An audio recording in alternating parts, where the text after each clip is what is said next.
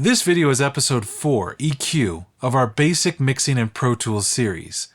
Feel free to watch these videos individually or as a series. There is a link to the full series playlist in the description below. If you find these videos useful, please comment, like, and subscribe. Enjoy.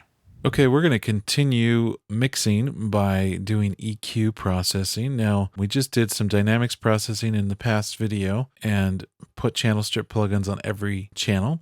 And you could jump to this video or go back to the other one or do whichever order you want. There's no rule that EQ or compression needs to be first or second. I just like to do a preliminary level of compression first before I EQ, but we're going to EQ in this video. And so we're going to go back to the kick and start from the left to right again. So I'm going to solo my kick. Now, there's a couple things that we want to accomplish with EQ. There's 3 purposes of EQ. 1 is to make things sound better. 2 is to balance frequencies and make things fit together. And 3 is as an effect. The second purpose is mainly what we're going to be doing here. As we go through things, if something doesn't sound as good as we'd like it to, we'll try to use that purpose 1 a little bit to try to make it sound a little better. And then if for some reason we have something in this mix that we want to give kind of an effect to, we'll use that number 3, like a telephone effect or something like that. But mainly we'll be doing number 2, and that's making everything fit together and not fight with each other. And so that will be the main thing. So here's our kick. Okay, so the first thing is let's make this sound a little better first. So let's pull out some mid-range.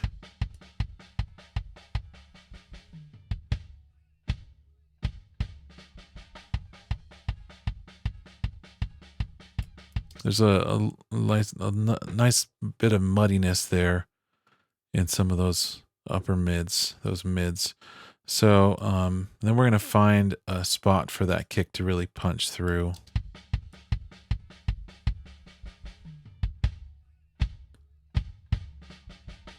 So you can hear, I'm going to actually use my red and change that to a peak dip and make that tighter. And use that to bring out that like 50 or 60 hertz that sounded really good a second ago.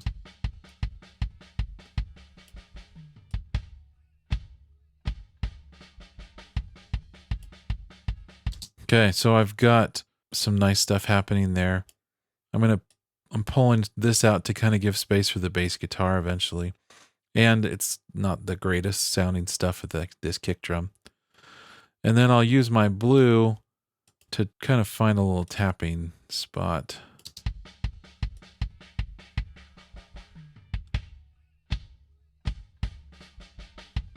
Felt like around here, around that 3-4K area, had a nice kind of punchy tap sort of thing. Okay, so I'm going to go to my second kick mic.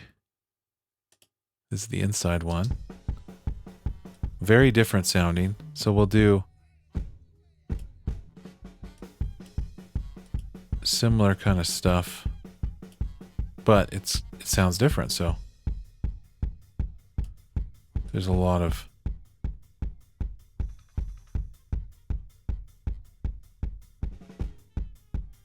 in here. There's good and bad with that sort of thing.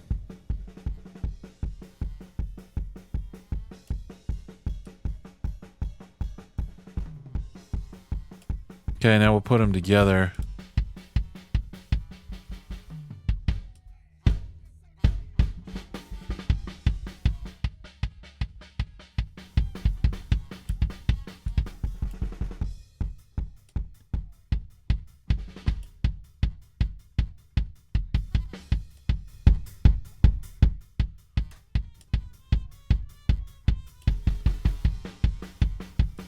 There we go. So now that we've added some EQ, I feel a little better about turning this second kick up a little louder than I had it before. And I'm not really going to mess with the high end of that because there's a lot of tap that's coming from this other one. So it's a pretty good sound there. And we will most likely come back to this as we're balancing everything together. And this is another thing. You can't balance frequencies when you're only soloing and listening to one thing at a time. And so a lot of what I'm doing is factoring in from experience, knowing that certain things are going to fight with each other. But you will see that I'll be unsoloing things so we can hear it all together. So here's the snare. Oop. So the first thing is we're going to use this high pass filter, this blue thing. And so we're going to high pass as much as we can before killing the snare, like taking all the guts out of it. See there, we just killed it. So we still have decent amount of guts there. Okay, so we want a couple things. First of all, we want to pull out some ringiness. We want to give it some crack. And then we want to give it some guts. So that's kind of the things we're going to do to the snare. There's our guts.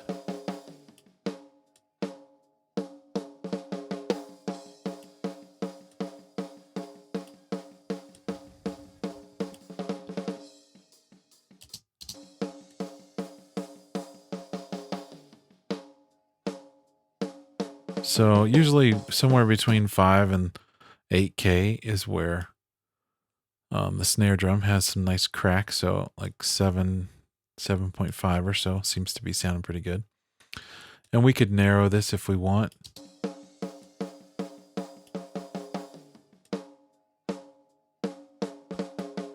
Okay. And then we have the bottom snare.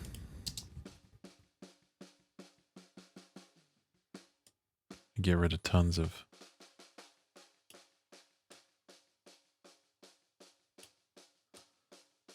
And there's just a lot of high end happening. So we'll put them together.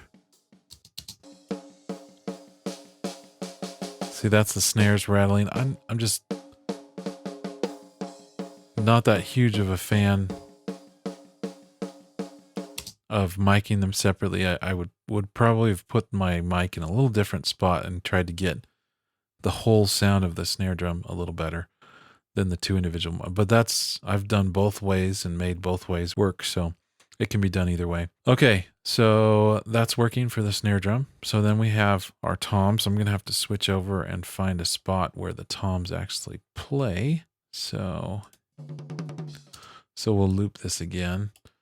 And once again, get rid of as much low frequency as we can. And the toms usually end up with this kind of scoop. So the mid-range is all the muddiness in the toms. So we kind of clear out a lot of the mid-range, and then we have some kind of spot where they peak out, where the thud comes from it, and then kind of a crack at the top.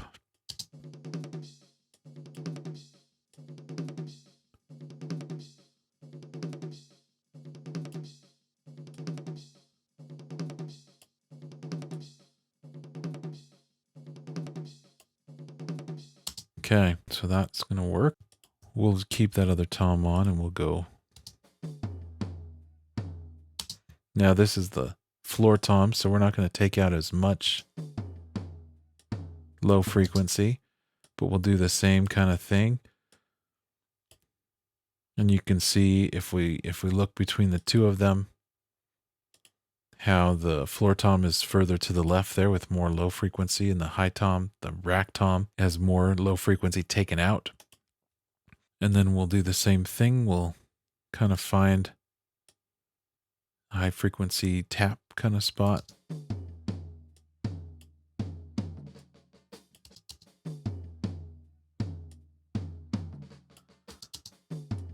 There we go.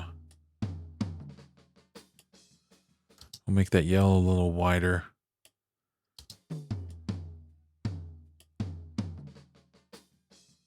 Okay, let's go to the overhead, and we'll leave that same spot so we can hear the toms and the overheads. Okay, so this overheads, usually I'll take out a little bit of low so that I can really keep a lot of the low frequency content to the close mics on the kick. And then just generally kind of scoop the mids a little bit to get rid of the muddiness. And then we'll end up boosting some of the highs to make those cymbals shimmer.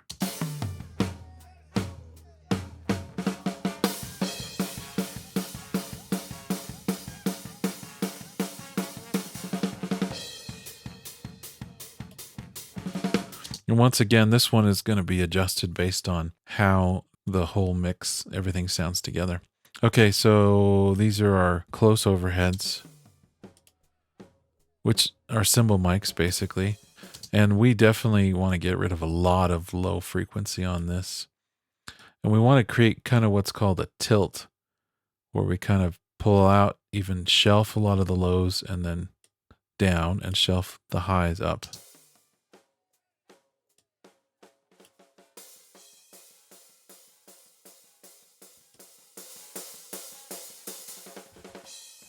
So it just kind of brings out the brilliance of the cymbals. Okay, and then our room, which we super compressed.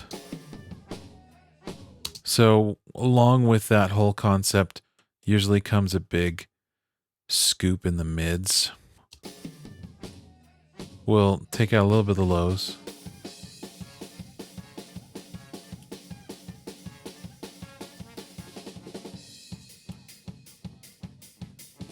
Get the brilliance of the cymbals with the highs.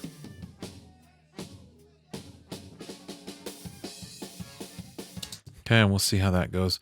Okay, so let's listen to just the drums real quick. So Option Shift solo.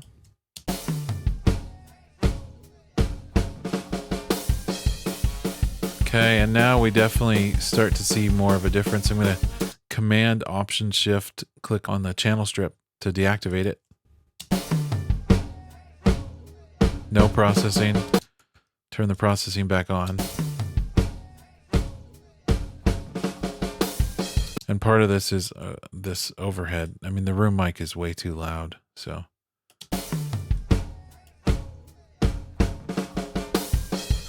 So now we listen to it and we maybe adjust.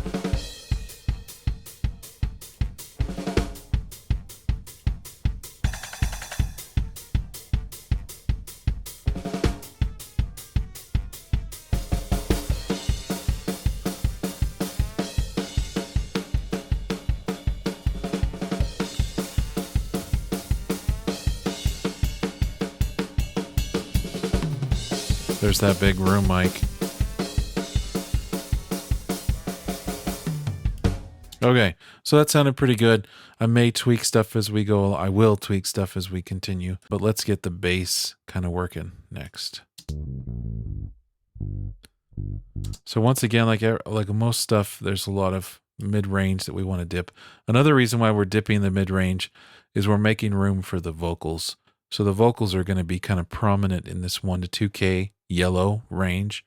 And so we want to pull a lot of that 1 to 2K out of all the other instruments to make a whole for the vocal. So the big thing here is we want the kick and the bass to fit together. I'm going to actually hold Shift and bring up the EQ on the kick so I can kind of see what I did and kind of do a little bit of the opposite. Okay, and let's change this red to be a peak dip. And so we're going to kind of, not that narrow, kind of do the opposite from each other.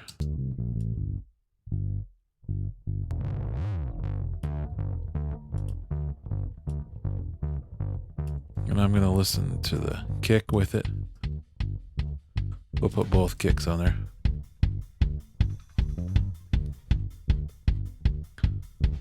Okay, so we just want to make sure. So watch what happens if we do the same EQ.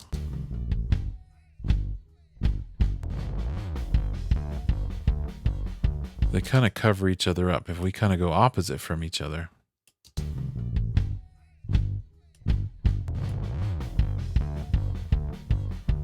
Now you can kind of hear them a little bit more separated from each other.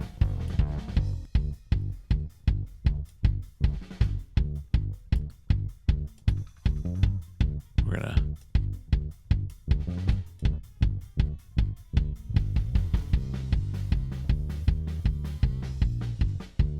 usually there's some nice kind of stuff that happens in the bass between like 5 and 800. And so you can see we're not really boosting this here, but by cutting here and cutting here, we are kind of bringing out that range.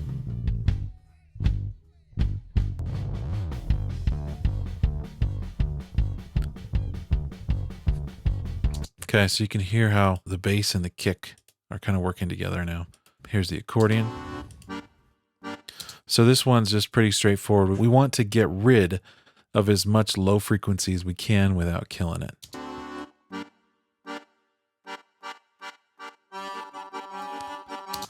Okay, and then we want to make some room for the vocal. And then I like to use kind of a combination of a shelf and a high pass filter. It's like subtly kill the low end because the high pass is a little extreme. And so the shelf is less extreme at it. So we get a little bit more of that low frequency, but it's turned down a little bit.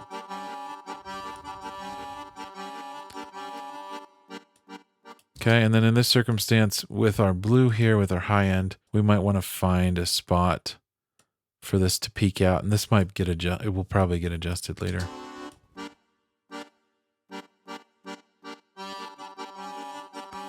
That'll kind of be where it peaks out in the mix, is where this blue is. And we'll see as we listen to everything together. Okay, now acoustic guitar, really kind of similar thing that we're going to do here. Take out what we can, shelf it a little bit, cut out some of the high mids, make room for the vocal, and then find a spot to maybe bring out the detail and the clarity, kind of the pick noise, the intensity of the guitar.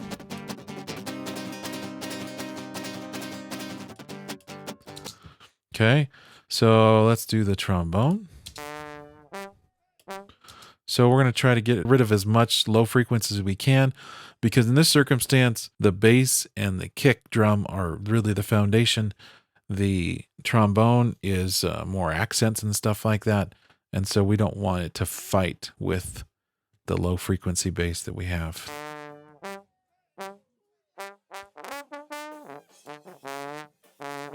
Once again, scoop the mids.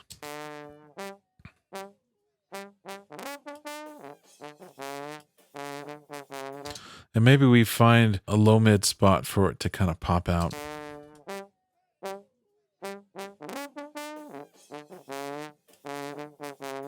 And then if we want, we can do the same thing with the high end with the blue and find a spot for that brilliance to come out.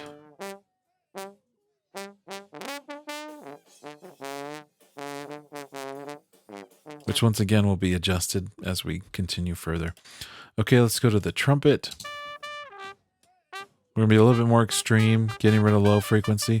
As you can see, we can get rid of a lot more before it kills it.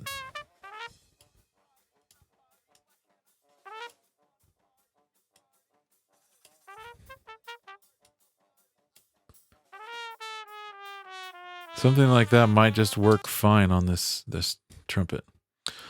Okay, and we probably should jump over to the edit window for this. So let's go to the lead vocal first. Here's a good spot. Brain, this time it will surely come. Okay, so we're going to get rid of some of the lows, maybe shelf some stuff, and this time we might actually boost a teeny bit in that mid-range, because remember we made the holes for the vocal, and now the vocal needs to fill that hole. Brain, this time it will surely come. You've had your fill. I think we're maybe done. Bring some air to the vocal. Party, why can't I see? Yes, you want a party, you're starting. Okay, you'll notice if we go too much, too extreme, it's going to get really honky. Party, why can't I see? Yes, you want a party, you're starting to tire me if this is how you party. It all just depends on the vocalist and what their sound is like. You know, maybe we need to give them a little bit more meat down here. Party, why can't I see? Yes, you want a party, you're starting to tire me if this is how you party. I'll party, I'll count 2, 3, now we're gonna party, let's party and time me. Please stop not. Okay, and then we're gonna go to the background vocals. Let's actually do this one first, because this is really a harmony sort of thing. Yes, you wanna party, I'll party. Now, a harmony is kind of fun because it's got to be treated a little different. So we need to get it out of the way of the vocal, but then we need to actually make it pop out pretty close to the vocal too. So I'm going to use my blue here to make it kind of pop out pretty close to it. So here, I'm going to shift click on the lead vocal processing so I can kind of see how they make sure they complement each other. Yes, you wanna party, And then we'll party. listen to both. Yes, you wanna party, you're starting to tire me. So see how the background vocal is kind of popping out 3K and the lead vocal is like 1.5. And so it's kind of in this dip that's happening here, that this background's popping out. Maybe we move them over to 4. Yes, you wanna party, I'll party. Why can't I see? Yes, you wanna party, you're starting to tire me. And maybe we need to take out a little bit more of him. Yes, you wanna party, I'll party. Why can't I see? Yes, you wanna party, you're Make him a little thinner so that that lead vocal sounds a little thicker. Yes, you wanna party, I'll party. Why can't I see? Yes, you wanna. Okay, and then the other background vocal is mainly the Opa hup hup things. And some nice little accents. So we'll maybe we'll find the same kind of thing, a blue spot for him to pop out.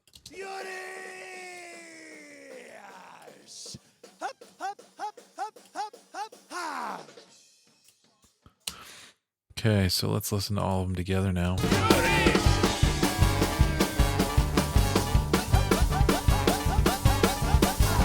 Yes, you wanna party, I'll party. Why can't I see? Yes, you wanna party, you're starting to tire me. If this is how you party. Okay, so things are starting to fit together better now. So let's do Command Option. So we'll just deactivate all the plugins. There's no plugins.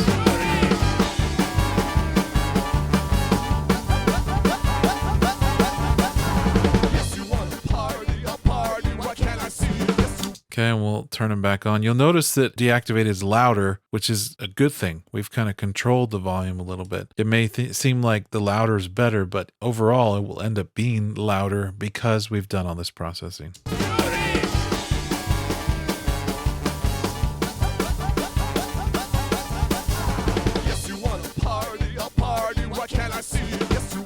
So here's deactivated, activated. Yeah, just a lot more clarity. Okay, so that's a run through of EQing. So we just went through every track, EQ'd a little bit, kind of preliminary EQ. And from now on, we're going to be doing a lot more listening to the whole entire mix, nothing soloed, to really kind of fit things together. So that's it for now. We'll see you in the next video.